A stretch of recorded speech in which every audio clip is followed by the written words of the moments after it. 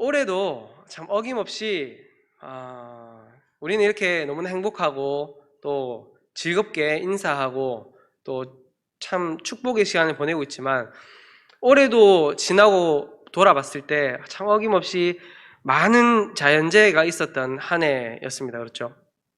특히 8월 8일에 참 끔찍한 일들이 있었죠. 저녁 무렵부터 비가 억수같이 내리다가 서울 동작구만 해도 시간당 141mm. 그때 정말 우리나라에서 가장 부자 동네라고 했던 강남이 물에 잠기고, 그렇죠? 그리고 특히 관악구 신림동에 반지하가 물에 차면서 일가족이 생명을 잃는 그런 안타까운 사건이 있었습니다. 근데 그런 슬픔의 상황 가운데서도 이웃의 생명을 구하기 위해서 발벗고 나섰던 그런 시민 영웅들이 있어요. 우리 이 시간 잠깐 영상을 한번 보도록 하겠습니다. 이번 폭우 때 인명구조에 나선 의인들이 화제가 되고 있습니다. 서울 신림동에선 반지하 집에 들이닥친 물로 고립된 한 주민을 시민들이 모여 극적으로 구조했습니다. 박찬범 기자입니다. 폭우로 물에 잠긴 다세대 주택 반지하, 고립된 한 남성을 구출하려고 안간힘을 씁니다. 불빛 보고 오면 돼. 불빛 보고 바로 손 잡으면 돼.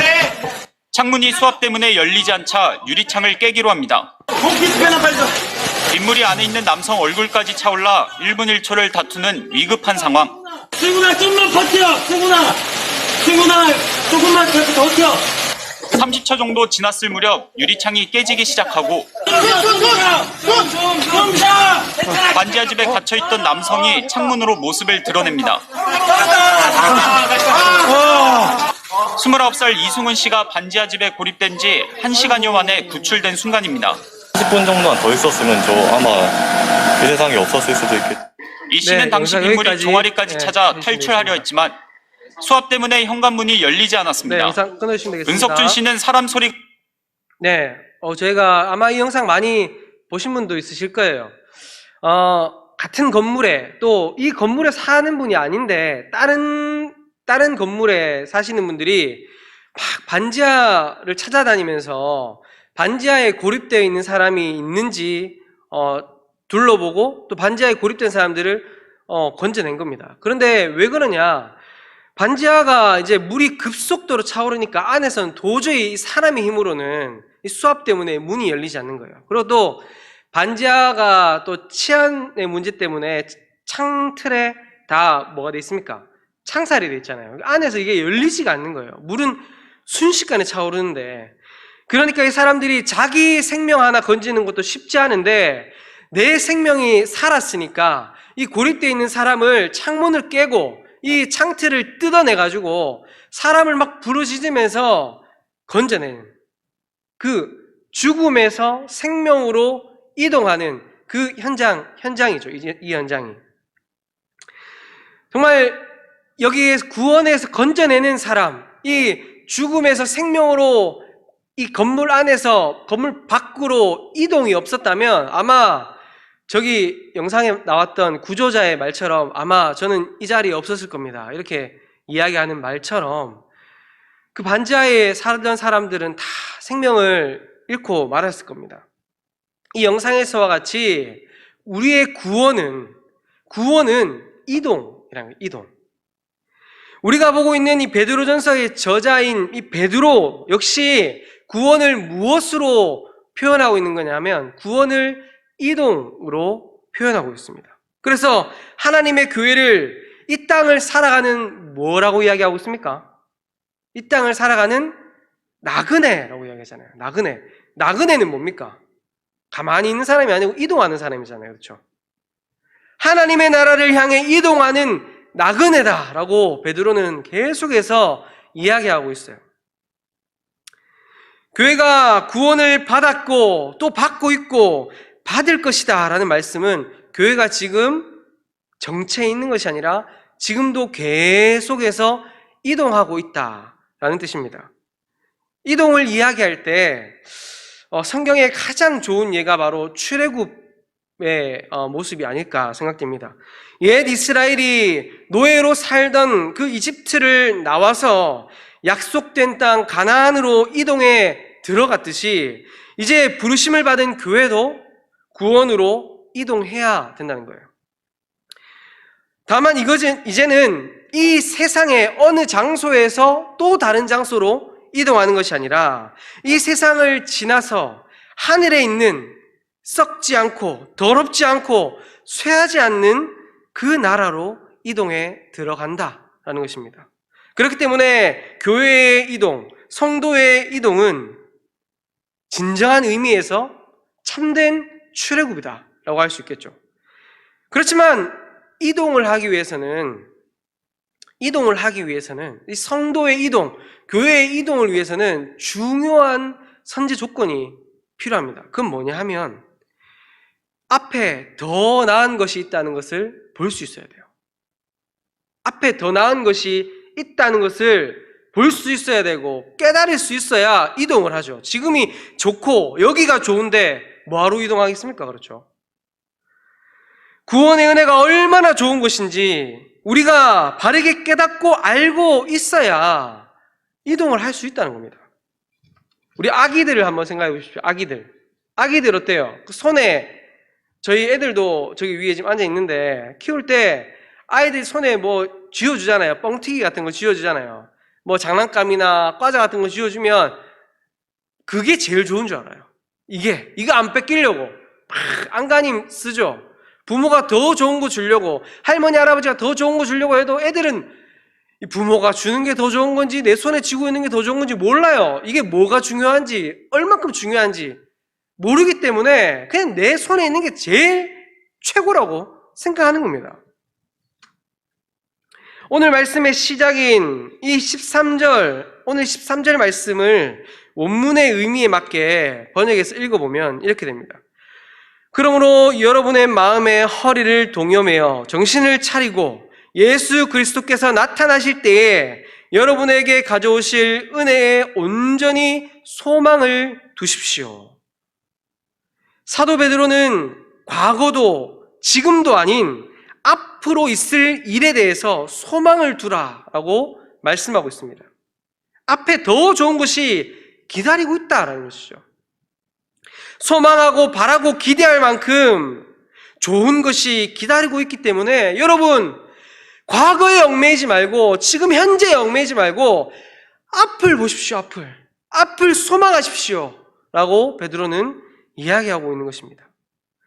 그렇다면 예수 그리스도께서 나타나실 때 우리에게 이 가져다 주실 은혜, 우리에게 가져다 주실 은혜가 과연 무엇이기에 이 베드로는 소망을 두라 이렇게 강하게 우리에게 권면하고 있는 것일까요? 이 은혜는 무엇일까요? 오늘 우리가 읽은 말씀 앞부분에 이 은혜에 대해서 설명하고 있어요. 우리 오늘 말씀 앞에 있는 10절에서부터 12절까지 말씀을 같이 한번 읽어보도록 하겠습니다. 10절에서 12절 말씀입니다. 시작! 이 구원에 대하여는 너에게 임할 은혜를 예언하던 선지자들이 연구하고 부지런히 살펴서 자기 속에 계신 그리스도의 영이 그 받으실 고난과 후에 받으실 영광을 미리 증언하여 누구를 또는 어떠한 때를 지시하시는지 상고하니라. 이 섬긴 바가 자기를 위한 것이 아니요 너희를 위한 것임이 계시로 알게 되었으니 이것은 하늘로부터 보내신 성령을 힘입어 복음을 전하는 자들로 이제 너희에게 알린 것이요 천사들도 살펴보기를 원하는 것이니라. 아멘. 우리가 소망을 두고 바라봐야 할 그 은혜가 무엇이냐 오늘 말씀에서 이야기하고 있냐면 그 은혜는 우리가 소망을 둬야 할 그 은혜는 바로 구원이다 라고 이야기하고 있어요. 그런데 이 구원이 별겁니까? 우리의 구원이 별겁니까? 하찮은 겁니까? 아니죠. 이 은혜는 오늘 말씀에서 10절, 12절에서 이야기하고 있는 것처럼 수많은 선지자들이 과거에 오고 온 많은 선지자들이 연구하고 부지런히 살피고 예언하며 보기를 원했던 구원이에요. 그리고 오늘 말씀 10절, 12절 뒤에도 보면 천사들도 보기를 간절히 원하던 것이다 라고 이야기하고 있는 겁니다. 그것은 예수 그리스도께서 죽으시고 다시 영광을 받으실 것이다 라는 거예요. 그리고 우리 역시도 예수 그리스도와 같이 썩지 않고 더럽지 않고 쇠하지 않는 영광을 받아 누리게 될 것이다 라는 그 사실입니다. 그것을 바라보고 소망하라 라는 것입니다. 우리가 지금의 삶이 아니라 앞을 바라보며 소망하며 살아가야 할 이유는 바로 예수 그리스도가 먼저 영광의 본을 보여주셨기 때문입니다. 그리고 그 영광을 소망할 수 있는 이유 역시도 예수 그리스도께서 받으신 그 영광을 우리에게도, 저와 여러분에게도 동일하게 허락하셨기 때문이에요. 그리고 그 은혜를 가져다 주실 주님께서 곧 오신다, 반드시 오신다 라고 약속한 사실이 있기 때문에 우리는 앞을 내다보면서 소망하며 살아갈 수 있는 것입니다. 우리는, 저와 여러분들은 무엇을 소망하며 살아가고 있습니까? 오늘 하루 무엇을 소망하며 사셨습니까? 어디에 소망을 두고 살아오셨나요? 우리의 소망은 이 땅이 아닙니다. 이 세상이나 세상에서 받아 누릴 복이 잠시 잠깐 우리에게 기쁨을 줄 수 있고 평안을 줄 수 있지만 참된 소망을 줄 수 없고 우리의 참된 소망이 될 수 없다는 것은 저와 여러분 모두가 다 아시는 사실이라고 믿습니다. 그 사실을 믿으며 살아갈 수 있는 저와 여러분 될 수 있길 소망합니다. 태초에도 지금도 앞으로도 우리에게 주어질 은혜, 우리에게 주어질 소망은 바로 예수 그리스도임을 믿을 수 있길 소망합니다. 그 사실을 우리는 믿으며 살아가야 돼요. 만약 세상에 소망을 두고 계시다면 예수 그리스도께로 소망을 옮길 수 있길 소망합니다. 이스라엘 백성들이 약속의 땅을 향해서 홍해와 광야를 건너는 그런 실제적인 이동을 했듯이 우리들 역시도 우리의 삶 속에서 실제적인 이동, 소망으로의 이동이 있어야 된다는 거예요. 그렇다면 비록 지금은 우리가 이 땅을 살아가고 있지만 앞으로 오실 주님을 소망하며 주실 은혜를 소망하며 우리가 살아가야 하는데, 앞으로 오실 주님께서 주실 그 은혜를 소망하며 살아가는 자들의 삶이 어떠해야 할까요? 그것은 준비하는 성도가 되어야 한다는 것입니다. 준비하는 성도가 되어야 한다는 것이에요. 옛 이스라엘 백성들이 온갖 두려움과 실패의 가능성을 떨쳐버리고 오직 믿음으로 홍해를 건너고 광야를 지나서 약속의 땅으로 이동할 수 있었던 그 이유는 우리 눈에 보이진 않지만 하나님께서 약속하신 그곳에 반드시 약속된 소망이 있다. 우리는 지금 우리 눈으로 보지 못했고 손으로 만져보지 못했지만 하나님이 약속하신 그것을 소망하며 나아가면 반드시 더 나은 은혜가 기다리고 있다라는 것을 믿었기 때문이죠. 오늘 말씀에서 특별히 그러므로 너희 마음의 허리를 동이고 라는 말씀이 있습니다. 이 너희 마음의 허리를 동이고 라는 이 말씀을 볼 때 출애굽기 12장 11절 말씀이 생각났어요. 출애굽을 앞두고 유월절을 지키며 양의 고기와 무교병과 쓴 나물을 먹을 때 그것을 어떻게 먹으라고 하나님께서 말씀하셨습니까? 어떤 자세로, 어떤 모양으로 그 고기와 무교병과 쓴 나물을 먹으라 이야기했냐면, 너희는 그것을 이렇게 먹을지니 허리에 띠를 띠고 발에 신을 신고 손에 지팡이를 잡고 급히 먹으라. 이것이 여호와의 유월절이니라 라고 말씀하셨어요. 왜 허리에 띠를 띠고 신을 신고 손에 지팡이를 쥐고 급히 먹으라 이야기하셨을까요? 유월절 어린 양의 피를 문설주에 뿌리고 죽음의 사자가 그 피를 보고 그 집을 지나갈 때 죽음의 사자가 그 집을 지나갈 때를 기다렸다가 속히 그 집을 나와 출애굽해서 하나님께서 약속하신 그 약속의 땅으로, 젖과 꿀이 흐르는 그 땅으로 이동해 가야 됐기 때문이죠. 속히 이동해야 할 사명이 이스라엘 백성들에게 있었기 때문입니다. 그 이스라엘 백성처럼 그리스도의 보혈로 죄 사함을 받은 하나님의 백성들이 소망을 두고 뿌리박고 있던 이 세상에서 속히 예수 그리스도께로 그 소망을 속히 이 세상에서 뽑아가지고 예수 그리스도께로 이동해야 되기 때문에 오늘 말씀에서 보면 마음의 허리를, 그 띠를 띄어라 라고 말씀하고 있는 거예요. 그런데 이 흩어진 나그네, 당시 초대교회 성도들은 구약의 출애굽과 같이 어떤 장소적인 이동을 하는 것이 아니잖아요.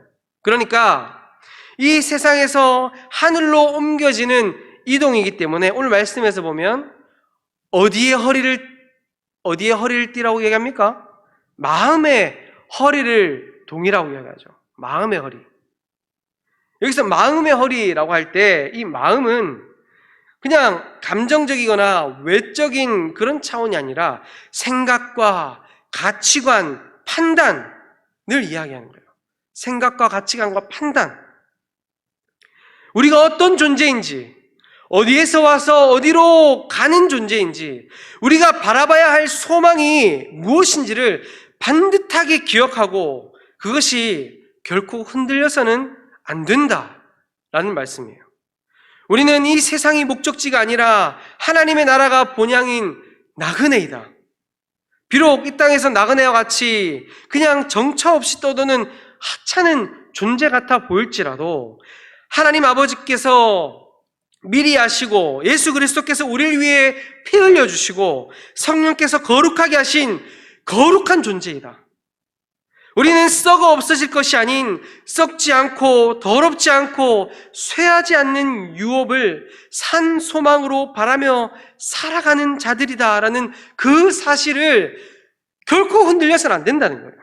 꽉 붙잡고 흔들림 없이 믿음으로 준비해야 하고 살아가야 한다라는 말씀입니다. 또 마음의 허리를 동이라라는 말씀과 함께 오늘 뭐라고 이야기합니까? 말씀에서 근신하라 라고 얘기하죠. 근신하라. 이것은 정신을 바짝 차려라, 깨어 있으라 라는 뜻입니다. 이것은 거꾸로 이야기하면 무엇인가에 취해가지고 정신을 놓고 있지 말라는 거예요. 무엇에 취해가지고 정신을 잃지 말라는 겁니다. 뭐에 취하지 말라는 걸까요? 우리가 뭐에 취하기 쉽다는 말일까요? 이 세상에 취하지 말라는 거예요. 이 세상에 취하기가 쉽다는 겁니다. 우리가 사람은 누구나 처음에는 음식이나 돈이나 쾌락이나 명예를 내 마음대로 다룰 수 있을 것이라 생각합니다.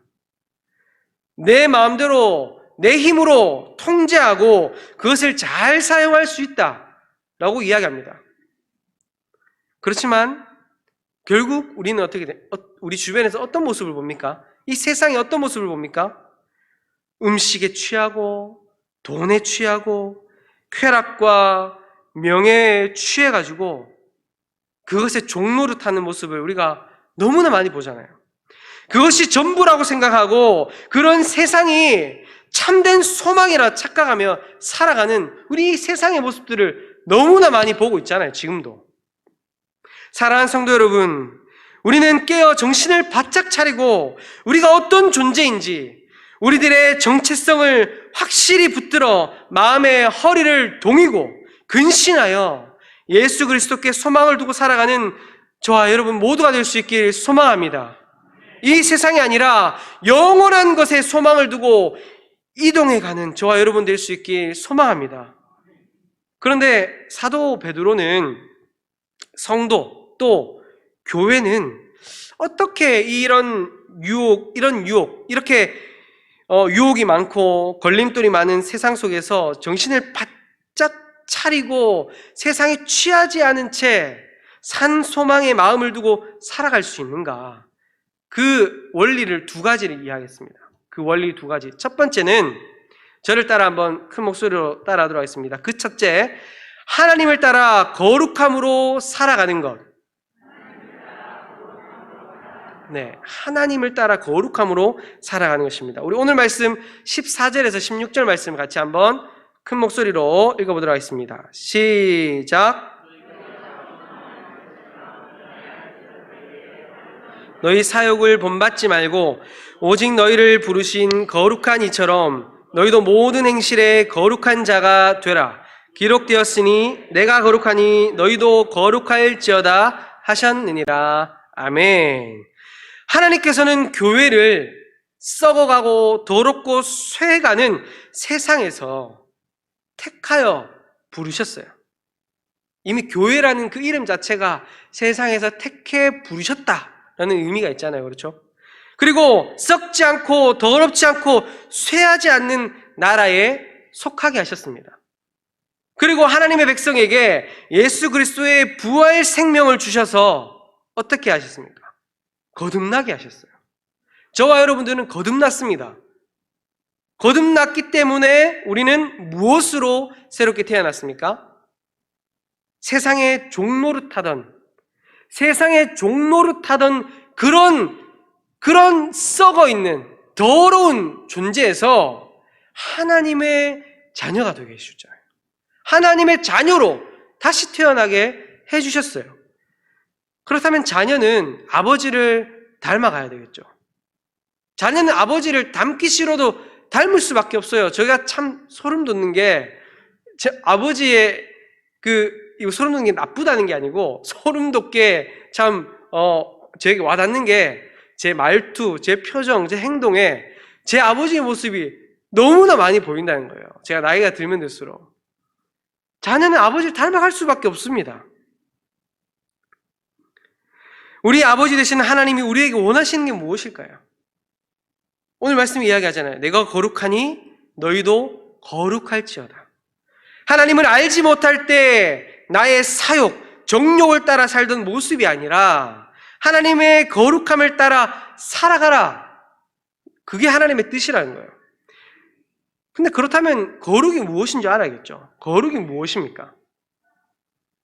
거룩이 무엇일까요? 하나님이 거룩하다 하시는데 우리가 따라가야 할 거룩이 무엇일까요? 오늘 말씀이 인용된 레위기 19장을 보면 이렇게 거룩에 대해서 설명합니다. 부모를 경외하라. 안식일을 지키라. 우상 숭배하지 마라. 여러분 거룩하십니까? 이거 잘 지키고 계시죠? 여러분, 저와 여러분들 거룩하십니까? 네, 거룩하죠. 근데 이것을 가지고 거룩이라 이야기하지 않아요. 하나님은 거룩에 대해 더 구체적으로 말씀하시는데 뭐라고 이야기하냐면 곡식을 거둘 때 밭 모퉁이를 그대로 둬라. 떨어진 이삭도 줍지 마라. 포도원의 열매를 다 따지 말고 떨어진 열매도 줍지 마라. 속이거나 거짓말하지 마라. 내 이웃을 억압하지 마라. 품꾼의 삭슬 제때 줘라. 장애인들에게 잘 대해줘라. 공의로 재판해라. 이웃에게 피해를 주면서 이익을 보지 마라. 형제를 마음으로 미워하거나 원수를 갚지 마라. 노인을 공경하라. 나그네를 잘 대접하라. 이 말씀을 통해 우리가 알 수 있는 게 무엇입니까? 거룩은 그냥 예배 잘 드리고 그냥 부모 잘 공경하고 그런 게 거룩이 아니라는 거예요. 거룩은 구별됨입니다. 거룩은 다른 거예요. 세상과 구별된, 세상과 전혀 다른 가치관으로 하나님의 말씀을 따라 세상과 다른 모습으로 살아가는 것. 그것이 거룩이죠. 하나님을 모를 때 우리는 어땠습니까? 하나님을 모르는 세상은 어떻습니까? 내 배를 채우기 바빴죠. 반 모퉁이를 거두지 말아 이가 있는데 반 모퉁이뿐만이 아니라 떨어진 이삭이 있나 없나 막 눈에 불을 켜고 그렇게 추수했을 겁니다. 그렇죠? 내 이익을 챙기기 위해서 직원들 월급 주는 거 아까워가지고 이 월급 아깝다. 일 시켜놓고 월급 주기 아까워했어요. 사회의 약자들은 거들떠보지 않습니다. 내가 힘들고 내가 살기 바쁜데요. 형제를 미워하고 어떻게든지 원수 갚으려고 했습니다. 그런 모습이 우리의 모습이었다는 거예요.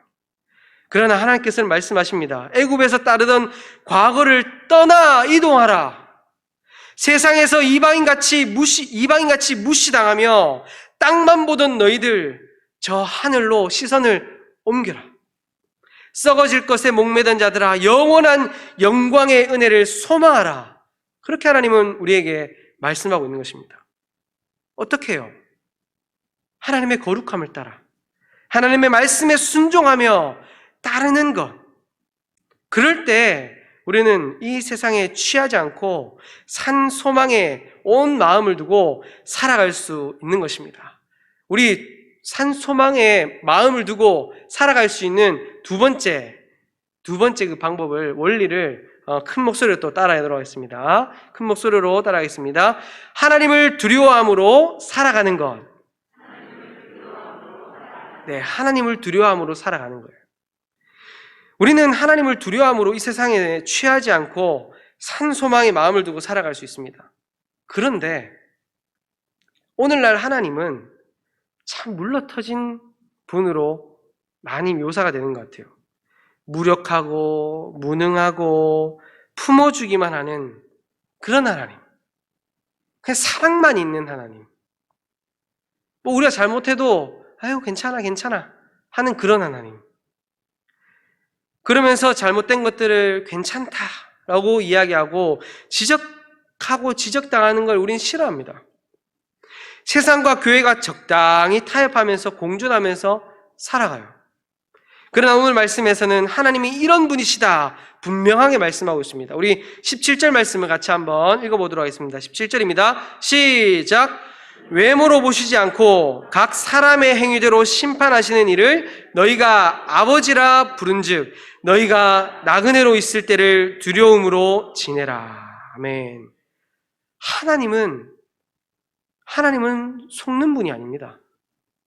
우리의 말, 우리들이 바친 것들, 우리가 한 사역, 우리의 직분, 우리의 어떤 타이틀에도 하나님은 결코 속지 않는 분이시에요.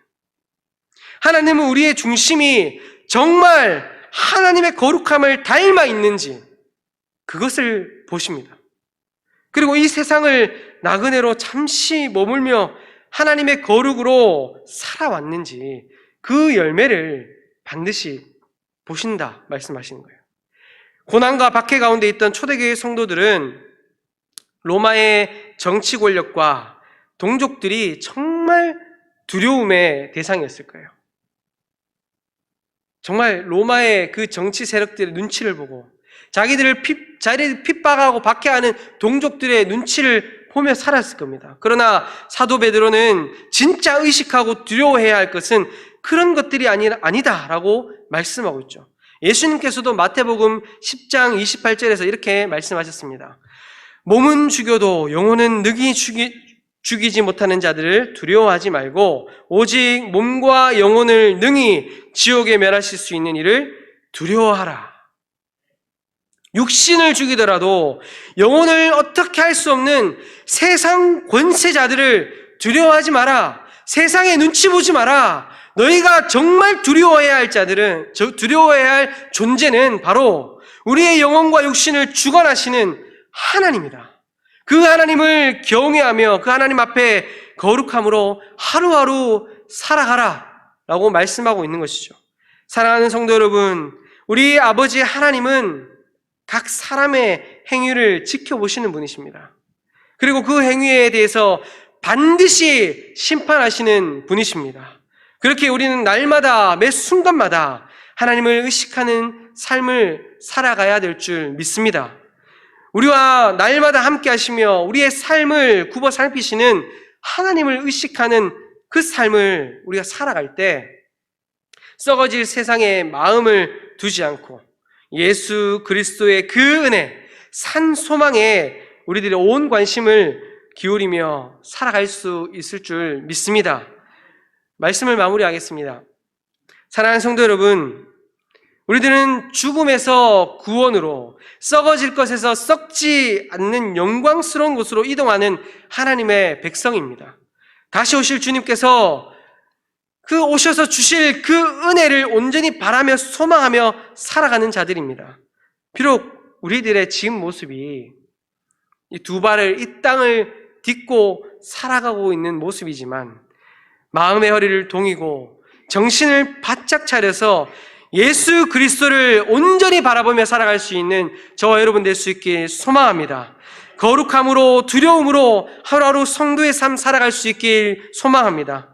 비록 지금의 걸음이 나그네의 삶이라 할지라도 장차 맞이할 하나님의 의로운 심판대 앞에서 그 예비하신 영광스러운 은혜를 풍성히 받아 누리는 저와 여러분 될 줄 믿습니다. 우리의 남은 인생 산 소망을 향해 거룩함과 두려움으로 뚜벅뚜벅 멋진 나그네의 삶을 살아내는 저와 여러분의 평생의 삶이 될 수 있기를 주님의 이름으로 축복합니다.